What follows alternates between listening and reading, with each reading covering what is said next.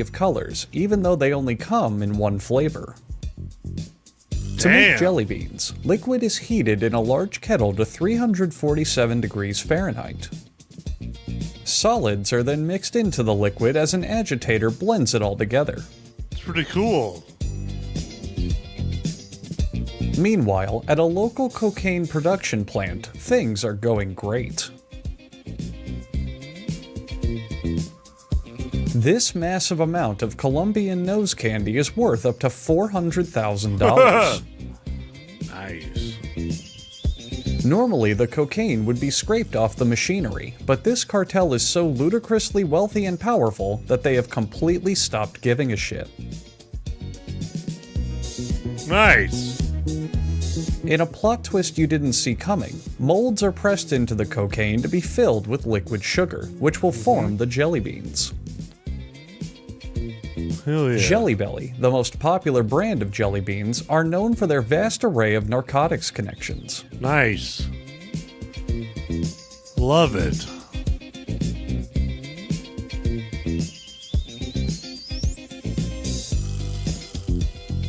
The jelly bean centers are then moved to a drying room to cool and harden for 24 hours. Okay. Notice how some of the cocaine spills into the batch, adding to the jelly bean's addictive quality.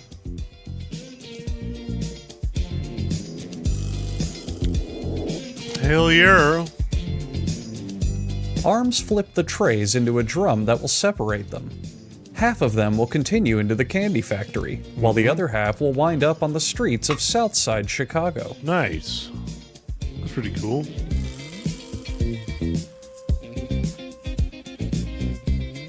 The dry jelly bean centers then tumble into a wire mesh conveyor. Notice their clear white color, a byproduct of their production being so closely tied to stimulants. Turn that down a little bit. The jelly beans then ride through a sugar vapor condenser and into a sugar drum. Hell yeah. The drum tosses the beans in sugar until they eventually become 99% sugar and 1% bean. Alright, that's cool. In another part of the factory, Liquid returns. And this time he's not alone, joined by anti-hero Blue Liquid. And with a little help from his sidekick Wage Slave, Liquid tries to stop the growing drug problem directly at its source.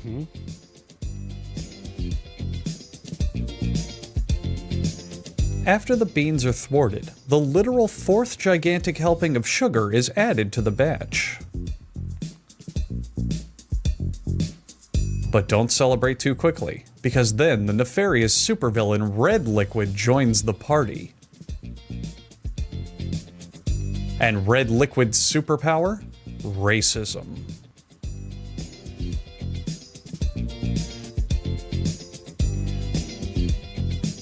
Then a little wax is added, because most people hate when things taste good. The wax coats the candies to make 90% of this process pointless. It's good shit. Then the jelly beans stop spinning and air dry. Dude, they look like fucking like calamari.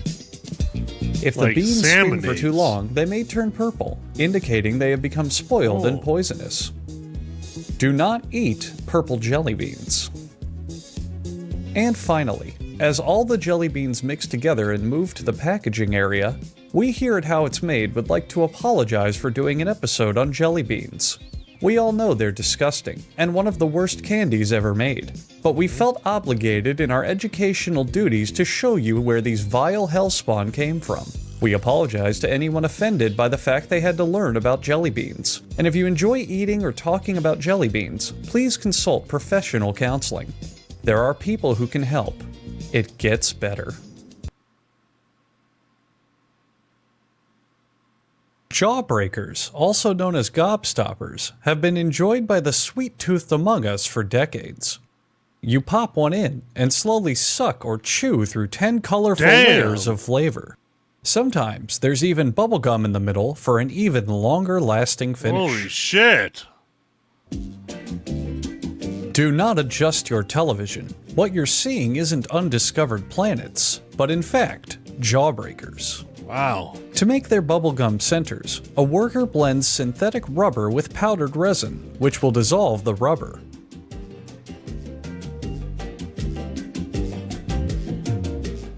He adds a thickener, a preservative, and an oil called sono un stronza, so the candy won't stick to your teeth.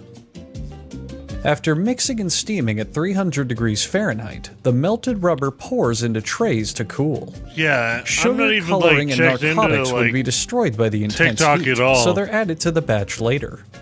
This base serves a dual purpose for candy factories, as it can be easily substituted for peanut butter fudge, should peanut butter supplies run low.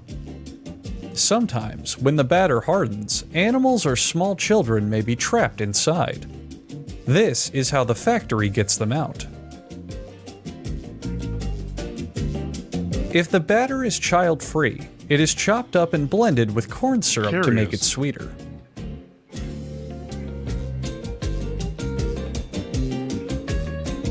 This mixture is as appetizing as it looks. Once the flavorful food pellets are added, its taste could rival a 5-star meal. No, it's too late. Now, cow urine is basically added to the fucked. batch. The salts and proteins contained within add a strong combination of natural and artificial flavors. Powder is also added to the batch in massive quantities. No, it's like the batter basically is dumped fucked. into an extruder, which We just poops like it out need to into a order long, like thick some log. Taco Bell now. We're sorry for our use of the word poop here, but it is the official term for this process. This process is I mean, also like a usually done in bulk, Crunchwrap such as these Supreme. 6 simultaneous poops, which are referred to as a diarrhea Yeah, that's of how it can be. jawbreakers. The next machine slices the tubes into segments. There is no funny name for this process. If you would like there to be one, please petition your local congressman. A mechanical